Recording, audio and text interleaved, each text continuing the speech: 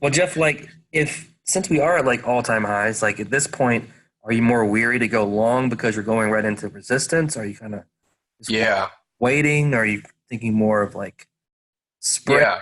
So or looking what's? at buying cycles and selling cycles, and that's why I mentioned like I don't like these sell signals, and although neither one of them triggered, I wouldn't have taken them, put an order in on them anyway because, and we have that safeguard built into TradeTrend, right? That's why we use buy stop limit orders and sell stop limit orders because we want to see a follow through of the momentum.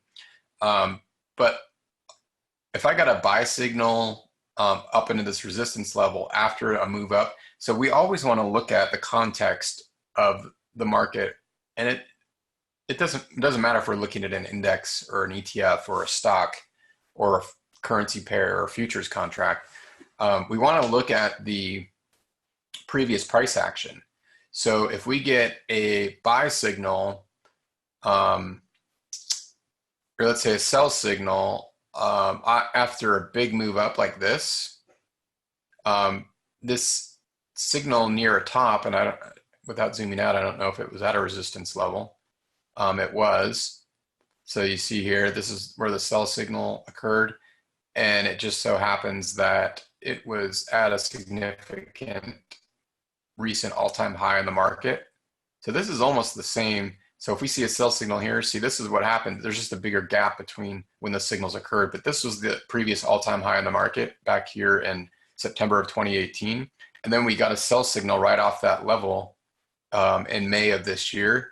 And look at that was a successful trade. You can see by the trailing stops. But look at the big move down on that. And then um, so basically you want to look at the context of these signals. So if I get to see a sell signal off this level, it's going to be a higher probability trade for me. Same thing with this buy signal.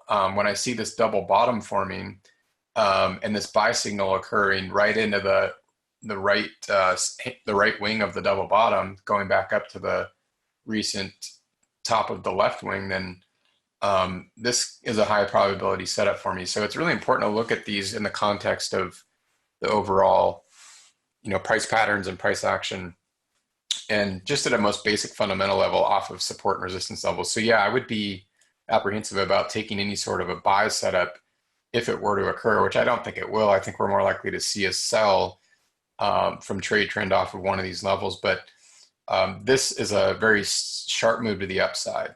And likewise, this was a very sharp move to the downside. So I would have been looking to take buy setups with my stop down below the lows on a rebound. So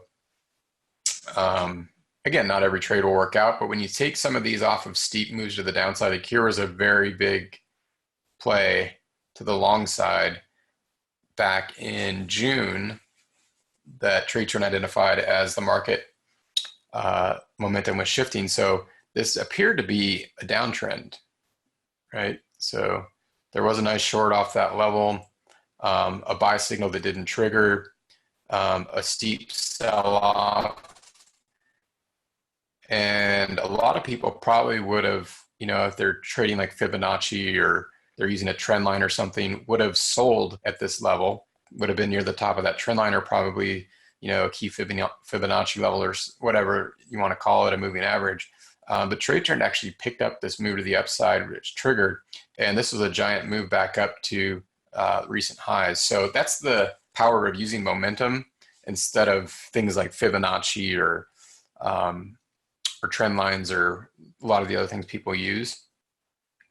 And so you can see that the stops were trailed here all the way up to June 24th. So the trade was entered on June 6th and stayed in play until June 24th when it was actually it was the 25th that the trailing stop was hit right here at 293.25. So these are the ones that I like to look for, that are taking place off of a support or resistance level or in the context of a price pattern, or in a very strong, steady uptrend. I mean, it's really, really important to look at these in the context of where, and let me go back here to the end of 2018 because it's a good example, where these signals occur. So after this really nice short trade in December of last year, this is a parabolic move to the downside, and then we get the buy signal near the bottom at the end of December, and this is a monster move up, triggered right around 248 and trailed up and exited, let's see, up here on February 7th at around 271.50. So these are the kind of things that I'm looking for. You know, big moves that occur off of very steep parabolic moves or strong support or resistance. So when we're looking at all-time highs like we did off of this move, and we're looking at currently, a sell setup off a level like this in the context of this double bottom pattern up into an all-time high with a very steep move to the upside prior could result in a very high probability short trade setup. So that's kind of my psychology behind these signals. We certainly have members who just take every signal and do well, but I'm just trying to help you guys kind of filter through this a little bit and look at it beyond just the buy and sell signals and the trailing stops, and do some planning around just the overall market conditions and market environment to kind of increase your probabilities. Gotcha. Cool. Yeah, I think that's very helpful because there's a lot of times you'll get, if you run a scan, you'll get sometimes 12, 15, 20 signals, and you don't know which one is the trade. And then this is what this coaching's for. It's going to help you to take those scans and find the most the biggest levels of confluence and different factors that come into play to decide which trade is going to be the one that you're going to take or not. So yeah, that's very, very helpful. Right, and that's a good point. Unless you're trading like futures or Forex, where you have relatively limited number of markets, like when I trade futures, I just scan I pretty much scan all the markets. I mean, there's some I don't trade as frequently, but it's a different story with equities. When you've got, even if you've got 10,000 plus equities, but even if you're trading just optionable stocks, you've got thousands and thousands. And even if you then drill it down into stocks that just have weekly options, you've got 600 plus or whatever that is up to now. And so you've got a lot to screen through.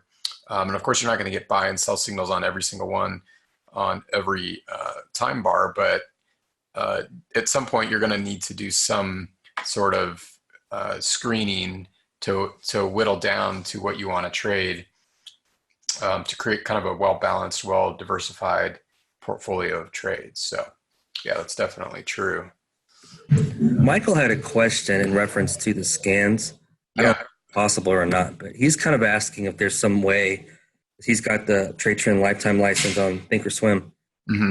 I was wondering if there's a way to kind of put almost like a bell or a warning, some sort of alert on a ticker. So let's say like you're looking at SPY, you've got the warning, and it turns into the trade.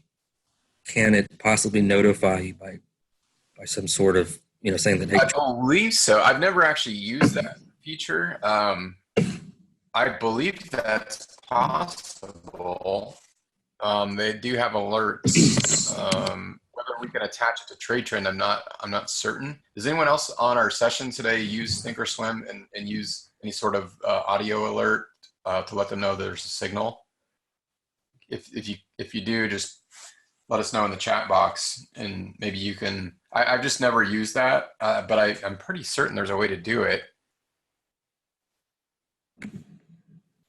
Yeah, I don't see anything popping in. Okay, we'll keep an eye out for you. That was Michael that asked that, you said? Yeah. Yeah, and we can even look in. I'm pretty sure there is, Michael. If you want to shoot us an email, we can look into it for you. Or if you just want to reach out to ThinkorSwim, that might be the fastest. They could probably tell you how to do it. but I'm pretty sure there is a way to do that. I just don't need it because I don't really day trade, so I just check my charts once a day and I just run through everything in about 20, 30 minutes and then I'm done. So, but that could be very useful, if you're trading intraday time frames for sure. Mark's got a question.